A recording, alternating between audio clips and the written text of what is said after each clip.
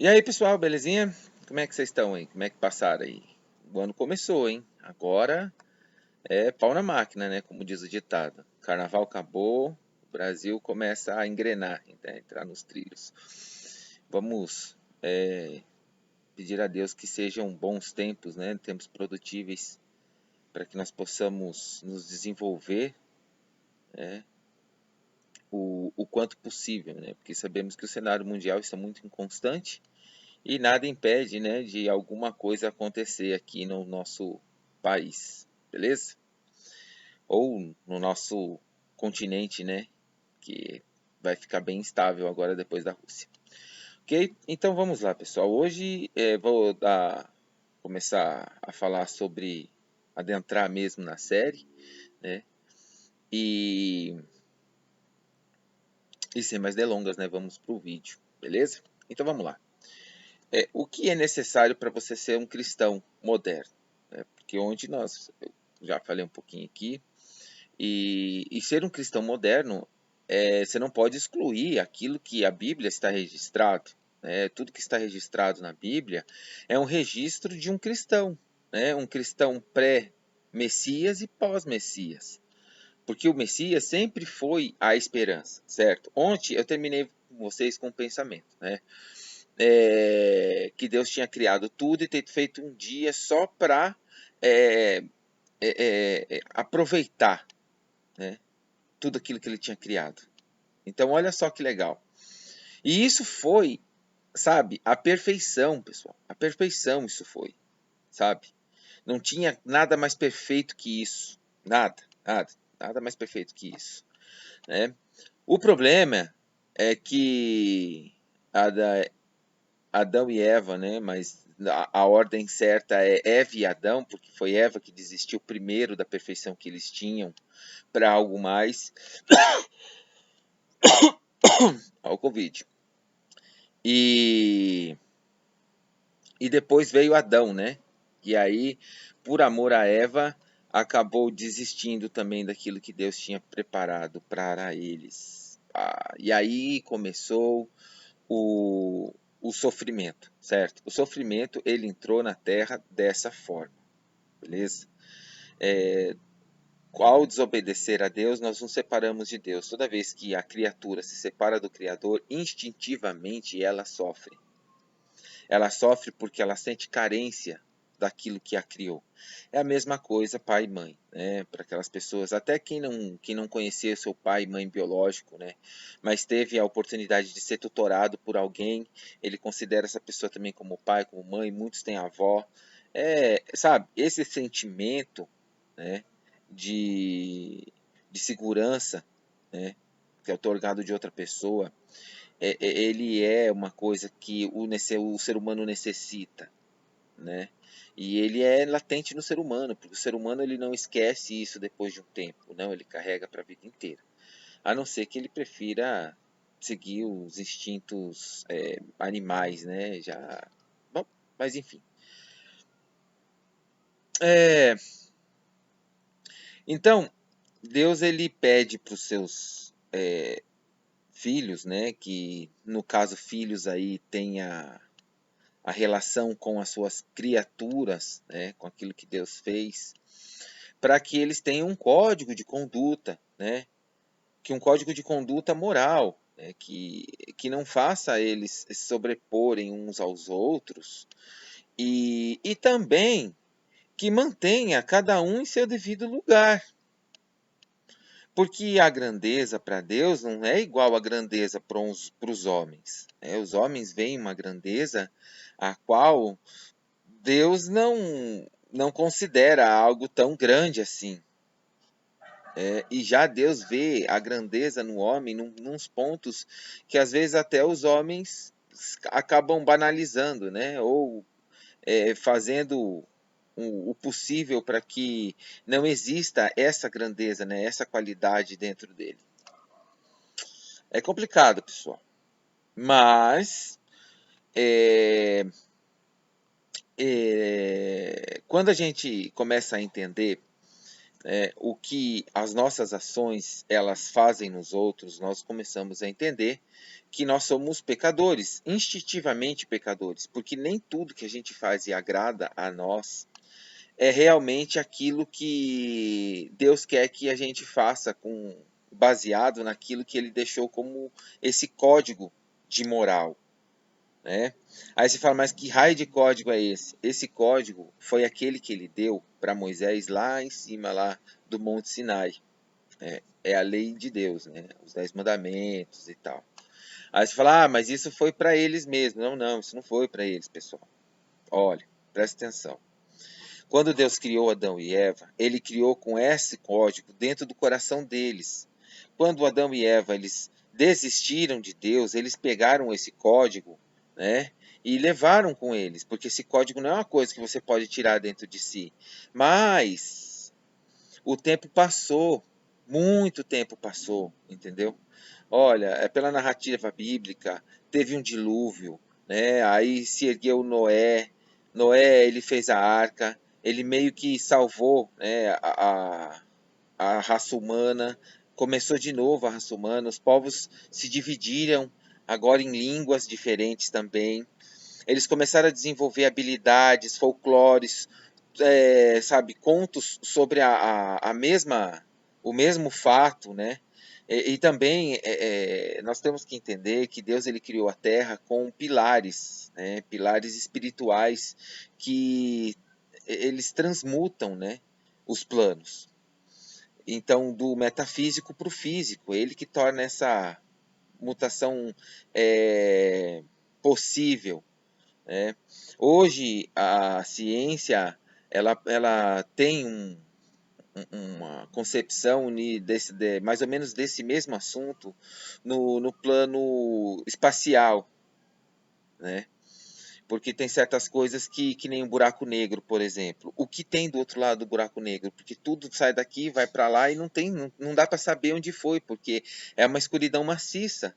Então não tem como saber o que é que tem do outro lado do buraco negro, né? Se estima muito do que tem do buraco negro, mas o buraco negro ele é um portal, mas ele é um portal visível. E isso existe na Terra também, só que de uma forma espiritual, né? Uma forma metafísica, certo?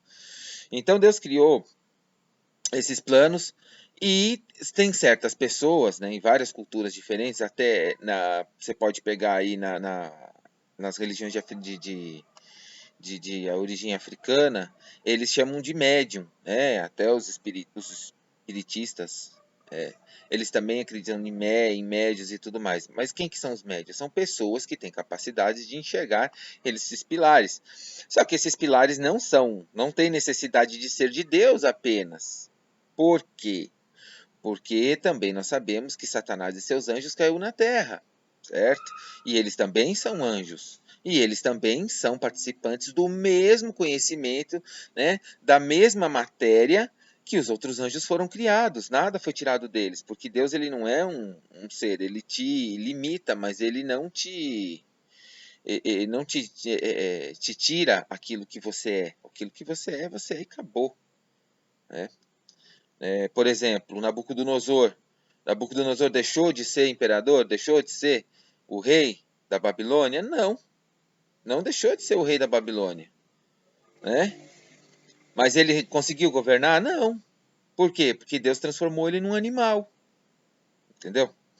Ele deixou de ser o que era? Não, deixou de ser o que era. Ele era o que ele era também? Também não era o que ele era. Parece até frase da Dilma, mas se você conhece a história, você está entendendo direitinho o que eu estou falando. Então, nesse contexto, né, que o mundo foi se desenvolvendo daquela época até chegar nos dias ali de Moisés, né? Porque passou por Abraão, passou por Jacó, aí mais tarde Israel. Isaac nem tanto, porque a história de Isaac não foi tão expressiva assim, né? Mais expressiva foi já de Jacó e Esaú, né? Então, começa aí. Aí depois vem José, né? Judá nem tinha tanto destaque, José teve muito mais destaque nessa primeira coisa até do Egito. Depois, então foi introduzido Moisés na história, né? E Moisés, ele tinha toda essa concepção. Então, do jeito que ele via do sagrado, né, do eterno, ele transliterava isso, né, dentro dos... Não vou falar das leis, porque as leis de Israel não são só os 10 mandamentos, tá, pessoal? Existe lei para um monte de coisa, né, dentro da Bíblia. Então é necessário separar leis e leis ali. É a mesma coisa que o Código Brasileiro de Leis, né? Existe o Código de Trânsito, existe o Código Civil, o Código Penal, o Código Tributário. Existem vários tipos de leis diferentes e foi isso que Moisés fez. Mas essas leis, essas especiais, as 10 leis, né, de Deus, elas foram feitas pelo próprio dedo de Deus. Então, na Bíblia mesmo, o único registro que a gente tem do próprio Deus, fora no Novo Testamento, nos relatos de Jesus, mas também não foram escritos por Jesus, mas o único relato, né, que a gente, tipo, do que foi feito exatamente por Deus, né, escrito por Deus, é os 10 mandamentos. É a única coisa realmente escrita por Deus, né, para o homem. Então, é necessário a gente ter um cuidado muito especial, né? Uma atenção especial quando a gente vê o que a lei está dizendo. Porque, é, por exemplo, é, se a gente, ó, o 10º mandamento, ok? O 10º mandamento nos diz sobre a inveja, né? Que não é bem colocado inveja, mas é a cobiça. Nos pecados capitais é a inveja. Mas dentro dos mandamentos de Deus é a cobiça, né? A cobiça, não cobiçarás a casa do teu próximo, nem a mulher do teu próximo, nem seu boi, nem seu jumento, nem nada daquilo que está na casa do seu próximo, certo? Agora, vamos colocar assim, casa, né? Casa não quer dizer só a casa do próximo, mas quer dizer que então que eu posso cobiçar a casa do meu próximo e eu não posso cobiçar, tipo, mas o emprego dele não tem problema. O carro dele não tem problema. Só quando o carro estiver do portão para dentro, que daí está dentro da casa. Se ele tiver para fora, não é mais problema. Entendeu? A relação do negócio aqui é o seguinte, que lá naquela época, a sua casa era o seu trabalho, entendeu? A casa não era bem um prédio, a casa era o espaço de terra que você tinha. Então aquilo tudo era a sua casa, porque ali você colocaria seus servos, né? Você colocaria as tendas dele, aí você ia fazer o quê? Você ia plantar, você ia fazer um rebanho de ovelha, então você ia colocar na sua casa, né? Que era no seu sítio hoje em dia, se a gente fosse colocar assim. Então, quando Deus quis falar assim, você não vai. Aliás, ele colocou, né? Reafirmou no final: não cobiçarás coisa alguma do teu próximo. Né? Olha só que legal. Nem o cabelo, nada disso, né? Porque isso é cobiça. Por mais que você não queira aquilo que está na cabeça do seu próximo, né? Você pode querer imitar e tal, não sei o quê. E isso é prejudicial, né? Porque tira a personalidade das pessoas, né? Hoje nós sabemos que o mundo comercial ele explora muito a cobiça nas pessoas, né? Porque põe lá um ícone midiático e aí põe monta esse ícone, né, com tudo que há de melhor, que tudo que uma pessoa deveria querer para ser feliz ou ser alguém importante. Não que a pessoa comprando vai ser alguém importante, mas a pessoa que compra, ela se sente mais importante e dessa forma, pelo valor que ela está empregando naquilo, ela transparece aquilo que ela não é. Às vezes, coitada, né? A pessoa está pagando em 50 mil vezes a roupa, ou comprou até de segunda mão. Tipo, o cara comprou, usou 2, 3 vezes e vendeu a roupa e ele comprou pela metade do preço. É, corrente, ixi, tem um monte de coisa, né? Mas enfim, o fato não é de quem usa, né? O fato é daquele que coloca a sua vontade em cima daquilo que é de outra pessoa, né? E Deus ele não quer isso para as pessoas, né? Às vezes nós acabamos fechando os nossos horizontes, nós queremos uma coisa que tipo relativamente pequena, muito pequena, né? Em comparação àquilo que Deus quer e está preparando para você no seu futuro. Né? Então isso te limita, aquilo que você pode enxergar e não a confiança que naquele Deus Todo-Poderoso, né? Que você diz que acredita e confia. Então é sempre muito importante você sempre saber, né, que às vezes você ficar empolgado em alguma coisa assim, não quer dizer que você tenha que apostar as suas fichas naquilo. Ah, mas eu quero isso e tal. Né? Porque às vezes você pode levar, ou deixar mal entendidos. Né? Porque Deus ele tem um propósito, um plano para cada pessoa. E mesmo na derrota, ele nos ensina vitórias. Né? Porque a correção de Deus, né, não é para se desprezar. A gente não pode desprezar a correção de Deus. Porque a correção de Deus ela não é uma coisa brutal. Ela é uma coisa que divide a alma em dois, né? A alma da carne. Então Deus ele realmente ele nos dá aquilo que nos divide no meio, para que nós saibamos exatamente aquilo que somos e aquilo que vamos ser se continuarmos seguindo nos caminhos que estamos escolhendo, ou se é seguir a carne, né, a vontade que eu tenho sobre aquilo que eu posso manipular, ou a vontade de Deus sobre a minha vontade, né, dizendo que às vezes eu devo deixar ir, em vez de lutar com todas as minhas forças. Né?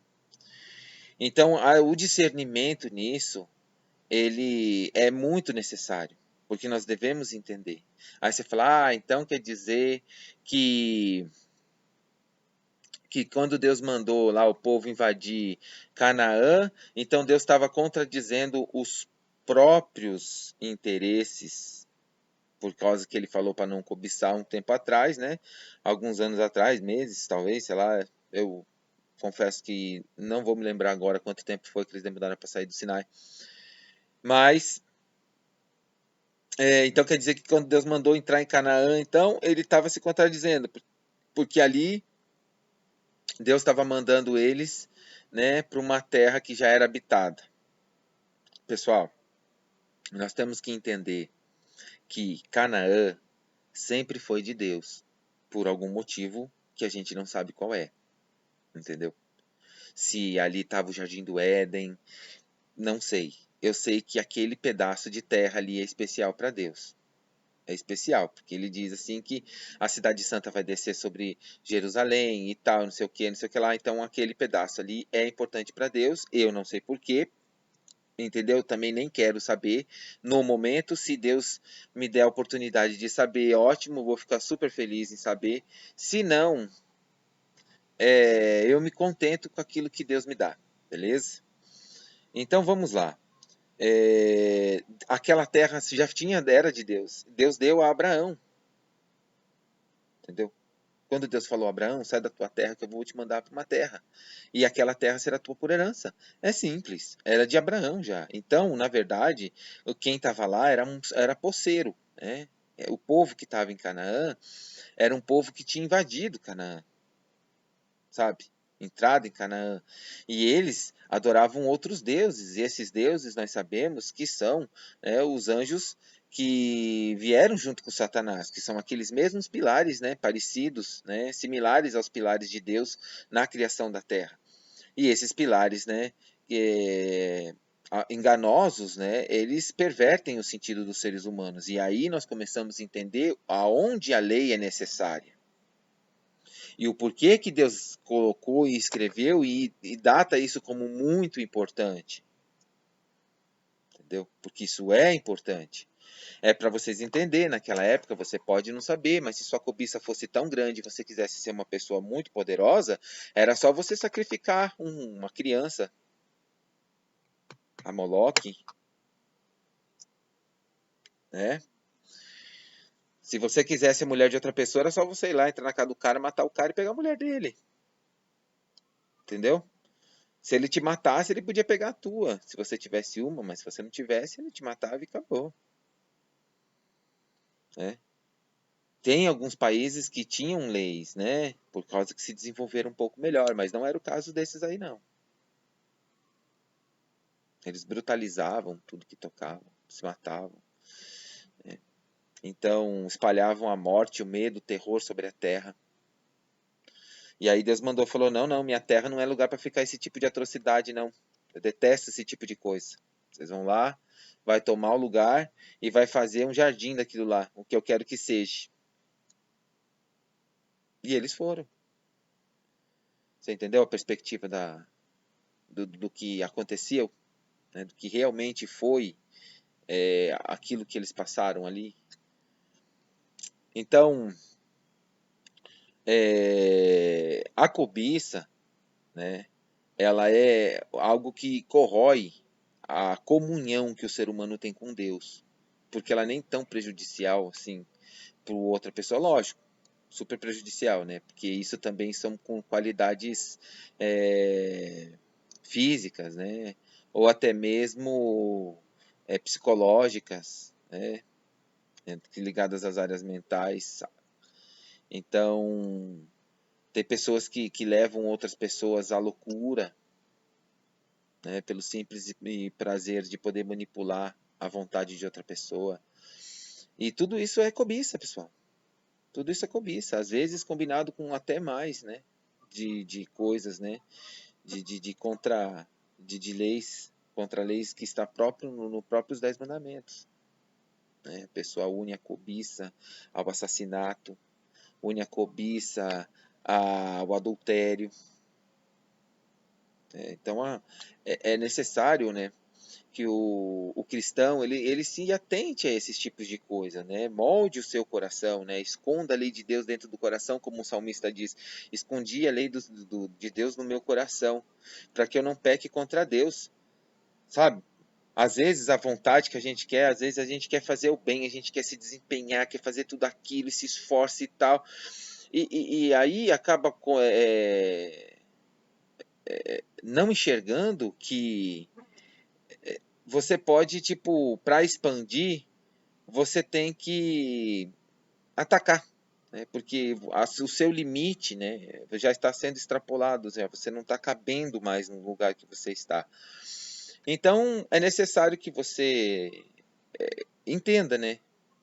Tipo, mas eu não sou uma pessoa medíocre, Marcos. Eu vou falar bem a verdade para você. Eu, se tiver crescer e a pessoa estiver na minha frente, entendeu? Eu vou pegar mesmo no lugar, porque se ela não está dando conta, né, tem que ser trocado. É, é um jeito a se pensar, mas, pessoal, será que realmente é isso que Deus quer? Às vezes, voltando ao assunto da miopia, né?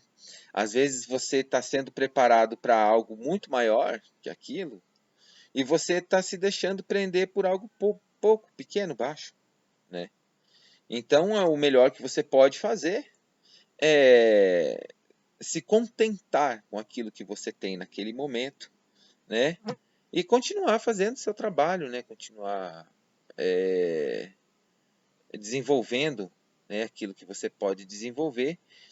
E se no final da história não tiver, né, nenhuma posição, você não precisa se desesperar, né? As portas sempre se abrem, né, quando uma janela se fecha. Né? Porque janelas não são feitas para a gente pular, né? Janelas são feitas para a gente contemplar algo maior, né?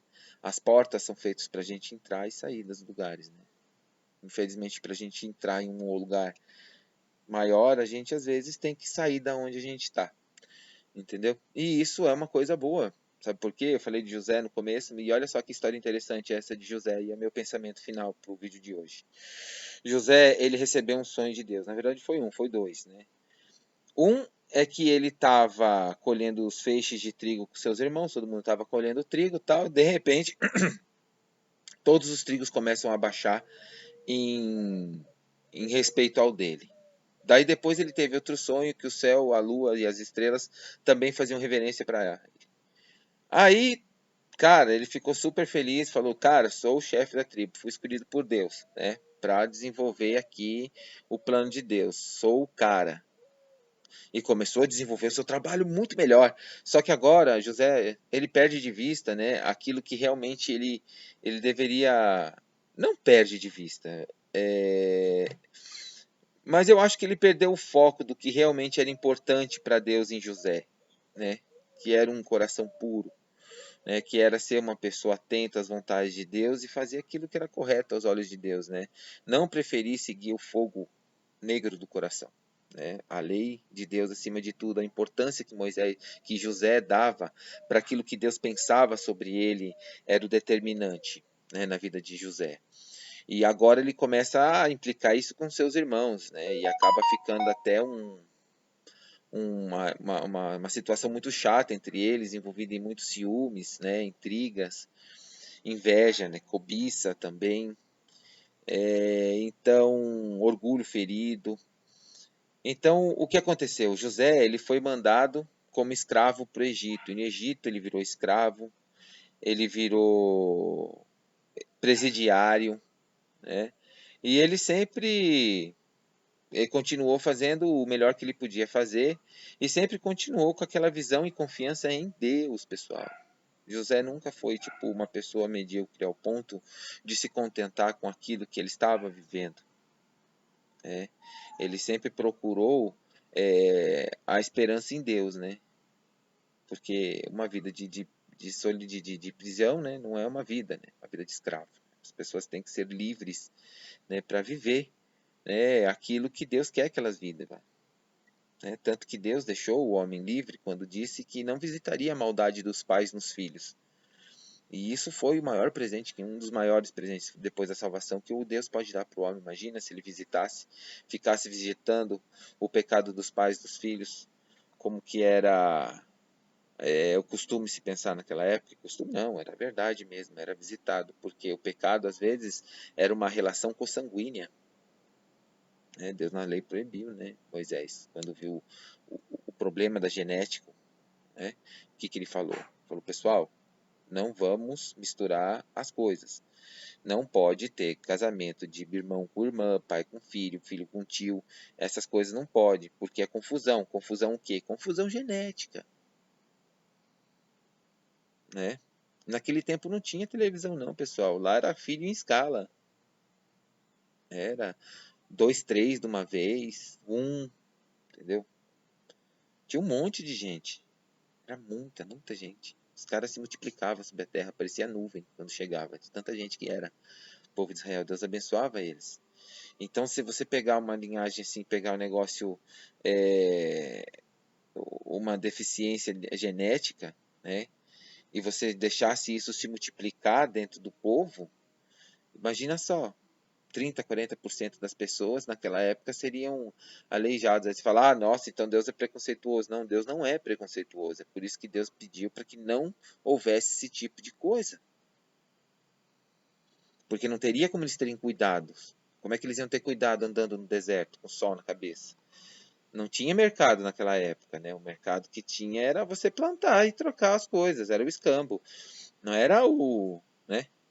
O mercadinho hoje que você vai, trabalha e tem dinheiro e tem médico, tem, né? Não, não tem isso, não tinha isso naquela época, não. Né? E olha quanto tempo demorou. Às vezes vinha um profeta ou outro, mas o único que realmente saía curando as pessoas aos milhares era Jesus. Foi Jesus, o Criador. Então, é, é mais ou menos nesse ponto aí. E José, ele saiu, né, da terra dele, passou por tudo que passou, e depois chegou a altura dele poder corresponder ao sonho que ele teve. E olha por quanta coisa ruim ele passou. Imagina na época da prisão lá, poxa vida, José preso. Fala, meu, eu só fiz o que era direito. O que que eu estou fazendo aqui? Então, pessoal, essa é a importância que Deus dá para a lei dele. Ele nos dá porque ele tem o melhor para nós, a felicidade. Né? Infelizmente, a felicidade ela sempre vem acompanhada de infelicidades, porque sem as infelicidades não estaríamos prontos para enxergar a felicidade. Aí você vai falar, ah, mas isso é uma coisa medíocre. Eu falei, não, não é não. Porque se fosse pessoas com que eu aparentemente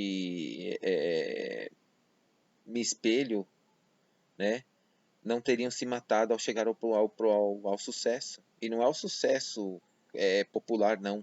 Ao sucesso que a própria pessoa procurou para si mesma. Né? Que é um exemplo? Chorão no Charlie Brown Jr. Ele conseguiu conquistar tudo que ele queria. E quando ele conquistou o que ele queria, ele viu que aquilo realmente não era aquilo que ele queria. Ele queria exatamente aquilo que ele tinha antes de ter aquilo. De novo, papo de Dilma. Mas a verdade é essa aí. Às vezes as pessoas chegam lá no final para terem aquilo que queriam no começo e descobrem que elas sempre tiveram o que elas queriam o tempo todo. E a trajetória da vida delas não é de sofrimento. A trajetória da vida delas é de prazeres incontáveis. Sabe quem viveu assim também? Salomão. Porque ele diz que ele nunca negou nada ao coração dele. E mesmo assim ele escreve aquilo com traços de melancolia. Certo, pessoal? Então, eu espero que vocês possam dar um pouco mais de atenção à lei de Deus, né? E aos tópicos que a lei de Deus tem. Prestem bem atenção quando forem meditar, né? No que cada item da lei de Deus ele realmente implica, né? Porque não é uma coisa assim de outro mundo, sabe? Que existe só num lugar ou em outro. Não é uma aparição, sabe? Milagrosa, miraculosa, aliás. Né? Não é o diabo que aparece em pessoa para te pegar. Né? São pequenos nuances